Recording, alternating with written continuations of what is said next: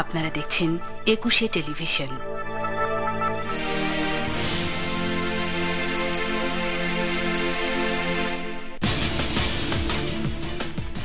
ফটিকছড়ির মতো বর্বরতা বিএনপি জামাত আরো ঘটাতে পারে, দলীয় নেতাকর্মীদের সতর্ক থাকতে বলেন শেখ হাসিনা। পদ্মা সেতু দুর্নীতি প্রমাণের পর কানাডিয়ান এসএনসি লাভালিনকে 10 বছরের জন্য নিষিদ্ধ, বিশ্বব্যাংকে আগে সতর্ক করা হয়েছে যোগাযোগ মন্ত্রী। পদ্মা সেতু প্রকল্পে সরকারের মন্ত্রীদের দুর্নীতি প্রকাশ পেয়েছে, এবার প্রধানমন্ত্রীর আত্মীয়ের নাম প্রকাশ পাবে, মন্তব্য এম কে আনোয়ারের।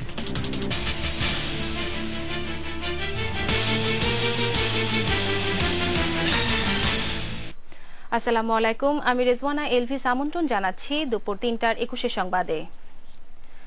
ফটিকছড়ির মতো বর্বরতা বিএনপি জামাত আরও ঘটাতে পারে, সতর্ক করে প্রধানমন্ত্রী শেখ হাসিনা দলের নেতাকর্মী ও দেশবাসীর প্রতি আহ্বান জানান। পটুয়াখালী নেতাকর্মীদের সঙ্গে মত বিনিময় অনুষ্ঠানে তিনি এ আহ্বান জানান। দেশের মসজিদ ও মাদ্রাসাগুলোতে সবসময় যোগাযোগ রক্ষা করে সচেতন হওয়ার নির্দেশ দেন প্রধানমন্ত্রী। সাজেদ রোমেলের রিপোর্ট। বিভিন্ন জেলার নেতাকর্মীদের সঙ্গে ধারাবাহিক মত বিনিময় সভার অংশ হিসেবে বৃহস্পতিবার গণভবনে আওয়ামী লীগের সভানেত্রী বসেন দলের পটুয়াখালী জেলার সদস্যদের সঙ্গে। সেখানে শেখ হাসিনা বলেন, যুদ্ধাপরাধীদের বাঁচাতে খুন, রেলবাস, বিদ্যুৎ কেন্দ্রে হামলা করে বিরোধী দলের বিলাসী নেত্রী নিম্ন আয়ের মানুষকে বেকায়দায় ফেলছেন। সাধারণ মানুষ, হয়তো একটা মধ্যবিত্ত মানুষ ব্যাংকের লোন নিয়ে একটা গাড়ি কিনেছে, সেই গাড়িটা পুড়িয়ে দিল, তাহলে ওই মানুষগুলির কি অবস্থাটা হবে? নিজেরা তো ক্ষমতায় থেকে শত শত কোটি টাকা জনগণের চুরি করে দামি দামি গাড়ি, আমাদের বিএনপি নেত্রী ওনার ছেলেদের সেই লিমুজিন থেকে শুরু করে কত দামি দামি গাড়ি ঢাকা শহরে তারা ঘুরে বেরিয়েছে, সে তো মানুষ দেখেছে। ফটিকছড়িতে ভয়াবহ হামলার মতো ঘটনা আরো ঘটার আশঙ্কার কথা জানান প্রধানমন্ত্রী। একটা মিছিল যাচ্ছে, সেখানে আক্রমণ করে পিটিয়ে যেভাবে মানুষকে হত্যা করলো, প্রত্যেকে যেভাবে কোপালো, এত বর্বরতা সেই পাকিস্তানি হানাদার বাহিনীর সেই বর্বরতার সাথেই কেবল তুলনা করা যায়। এইরকম বর্বরতা আর কেউ দেখে নাই, এবং এই ঘটনাগুলি বোধহয় তারা আরো ঘটাতে চেষ্টা করবে। এজন্য আমি আমাদের প্রত্যেকটা নেতা কর্মী এবং দেশবাসীকে এ ব্যাপারে সচেতন থাকার জন্য আমি অনুরোধ জানাবো। প্রধানমন্ত্রী বলেন, আওয়ামী লীগের সময় দেশবাসীর সত্যিকারের উন্নয়ন হয়। সমস্ত এলাকায় যে মসজিদ মাদ্রাসা আছে তাদের সঙ্গে যোগাযোগ করতে হবে, কাজে তাদেরকে ব্যবহার করে যেন এই ধরনের ধ্বংসাত্মক কাজ করতে না পারে, সেভাবে তাদের সঙ্গে আলাপ আলোচনা করা এবং এই ধরনের মসজিদের পবিত্রতা রক্ষা করা, আর মাদ্রাসার ছেলেপেলেদেরকে যেন এইভাবে অপব্যবহার করতে না পারে, এদিকে সবাইকে দৃষ্টি রাখতে হবে। পদ্মা সেতু প্রকল্পে দুর্নীতির অভিযোগ প্রমাণিত হওয়ায় কানাডিয়ান পরামর্শক প্রতিষ্ঠান এসএনসি লাভালিনকে 10 বছরের জন্য নিষিদ্ধ ঘোষণা করেছে বিশ্বব্যাংক। মূল প্রতিষ্ঠানের পাশাপাশি লাভালিনের অন্যান্য প্রতিষ্ঠানের সঙ্গেও সম্পর্ক ছিন্ন করার সিদ্ধান্ত নিয়েছে বিশ্বব্যাংক। বিভিন্ন দেশে এই প্রতিষ্ঠানটি দুর্নীতি খতিয়ে দেখছে বিশ্বব্যাংক। এক প্রেস বিজ্ঞপ্তিতে এ তথ্য জানিয়েছে বিশ্বব্যাংক। পদ্মা সেতু প্রকল্পে বিশ্বব্যাংকের $1.2 বিলিয়ন ঋণ দেওয়ার কথা থাকলেও দুর্নীতির অভিযোগ নিয়ে দীর্ঘ টানাপোড়েনের পর গেল জানুয়ারির শেষে সরকার তাদের না করে দেয়। এদিকে কানাডায় দুর্নীতির অভিযোগে এসএনসি লাভালিনের 2 কর্মকর্তার বিচার চলছে।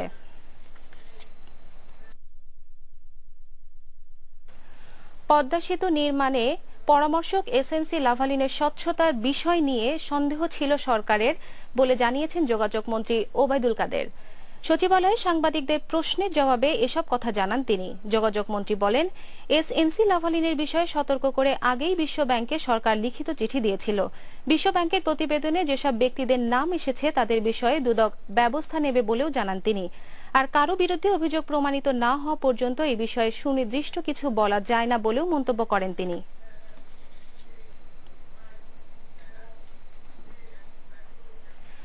পদ্মা সেতু প্রকল্পে সরকারের মন্ত্রীদের দুর্নীতি প্রকাশ পেয়েছে দাবি করে ভবিষ্যতে প্রধানমন্ত্রীর আত্মীয়দের জড়িত থাকার তথ্য প্রকাশ পাবে বলে মন্তব্য করেছেন বিএনপির স্থায়ী কমিটির সদস্য এম কে আনোয়ার।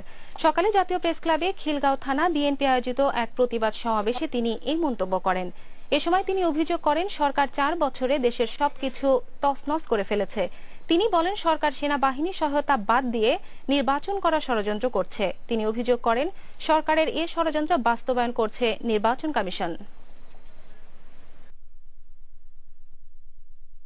পদ্মা সেতুর দুর্নীতি থেকে কোন মন্ত্রী কত টাকা পেয়েছেন, কোন উপদেষ্টা কত টাকা পেয়েছেন, এই সমস্ত কিছু আজকে এই খবরের কাগজে বেরিয়েছে কানাডীয় কোর্টের বরাত দিয়ে।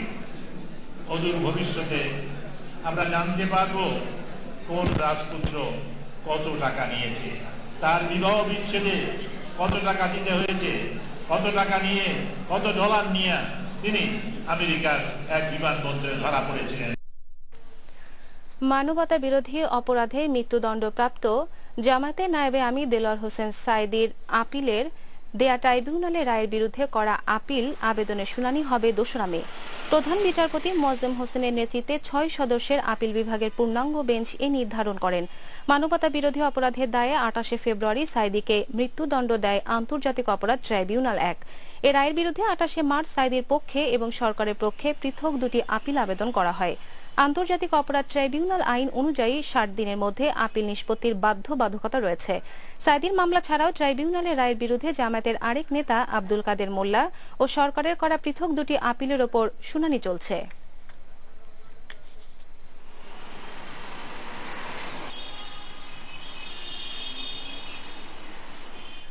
মানবতা বিরোধী অপরাধে অভিযুক্ত জামায়াতের নেতা মতিউর রহমান নিজামীর বিরুদ্ধে দেয়া রাষ্ট্রপক্ষের 4র্থ সাক্ষী হাবিবুর রহমানের হাবিবের জেরা চলছে। বিচারপতি এটিএম ফজলে কবিরের নেতৃত্বে ট্রাইব্যুনাল 1-এ আসামি পক্ষের আইনজীবী মিজানুল ইসলাম তাকে জেরা করছেন। গেল বুধবার নিজামীর বিরুদ্ধে এই সাক্ষী তার সাক্ষ্য দেন। অন্যদিকে ট্রাইব্যুনাল 2-এ আলী হাসান মোহাম্মদ মুজাহিদের তদন্ত কর্মকর্তা আব্দুর রাজ্জাক খানের জেরা দুপুর 2টায় অনুষ্ঠিত হওয়ার কথা রয়েছে। BNP chairperson Begum Khaleda Zia charitable trust দুর্নীতি মামলায় চার্জ গঠন ও অব্যাহতির বিষয়ে শুনানি তারিখ পেছানো হলো। মামলা চার্জ গঠনের জন্য বিশেষ আদালত 3 এর বিচারক মোয়াজ্জেম হোসেন আজকের দিন নির্ধারণ করেন। তবে গেল শুক্রবার বিচারক মোয়াজ্জেম হোসেন ফ্রান্সের প্যারিসে মারা যান। আজ তার জানাজার কারণে এই শুনানি পেছানো হয়। পরবর্তী শুনানি হবে আগামী 16 মে। সরকারিভাবে বই বিতরণের 4 মাস পেরিয়ে গেলেও লক্ষ্মীপুরের প্রায় 5000 শিক্ষার্থী হাতে এখনো বই পৌঁছায়নি, যার মধ্যে প্রায় 3000 শিক্ষার্থী 6ষ্ঠ ও 8ম শ্রেণীর ছাত্রী। বই না পেয়ে বিপাকে পড়েছে এসব শিক্ষার্থী, উদ্বিগ্ন অভিভাবকরাও। লক্ষ্মীপুর প্রতিনিধি জান্নাতুল ফেরদৌস নয়নের রিপোর্ট, জানাচ্ছেন রত্নাজামান। শুধু খাতা কলম নিয়ে স্কুলে যেতে হচ্ছে লক্ষ্মীপুর জেলার 6ষ্ঠ থেকে 9ম শ্রেণীর প্রায় 3000 শিক্ষার্থী। বই না পেয়ে এরই মধ্যে অনেক শিক্ষার্থী স্কুলে যাওয়া বন্ধ করে দিয়েছে। অনেক ছাত্রছাত্রী শিক্ষা জীবন নষ্টের আশঙ্কা করছেন। যেসব বই পাইনি সেসব বই পড়া দিতে অনেক কষ্ট হয়। আমি সবগুলো বই পাইনি, প্রায় 3টা বই পেয়েছি। অন্য বইয়ের কারণে আমি পড়ালেখা খুব ভালো করতে পারিনি। এভাবে চলতে থাকলে আমি আমার পরীক্ষায় খুব ভালো রেজাল্ট করতে পারবো না। বিভিন্ন বিদ্যালয়ের শিক্ষকরা জানিয়েছেন নতুন বই না পাওয়া শিক্ষার্থীর সংখ্যা প্রায় 5000। বই না থাকায় পড়াশোনার ব্যাপক ক্ষতির কথা স্বীকার করলেন বিভিন্ন স্কুলের শিক্ষকরাও। অনেক ছাত্রছাত্রীর হাতে বই আমরা দিতে পারি নাই, যা ক্রমান্বয়ে আমরা এই বইয়ের জন্য পড়ালেখা বিঘ্নিত হচ্ছে। বোর্ডে লিখে দিলে অনেকে কি করতে পারে না, এটা সঠিকভাবে তুলতে পারে না, যার জন্য তারা পরীক্ষা ভালো রেজাল্ট করারও সম্ভাবনা থাকে না।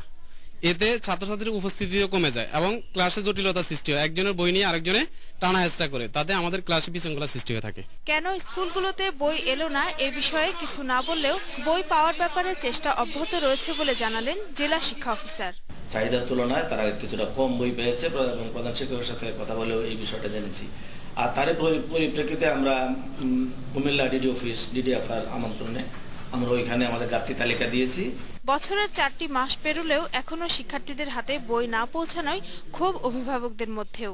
এই সমস্যা সমাধানে সরকারকে দ্রুত পদক্ষেপ নেওয়ার দাবি জানান তারা। Desk report, 21 television. আবারও আমন্ত্রণ দুপুর 3টার 21 সংবাদে। লুট হয়ে গেল মৌলভীবাজারের বাইক্কা বিলের কোটি কোটি টাকার মাছ। প্রশাসন 144 যারা ধারি করার পরও থেমে নেই মাছ ধরা।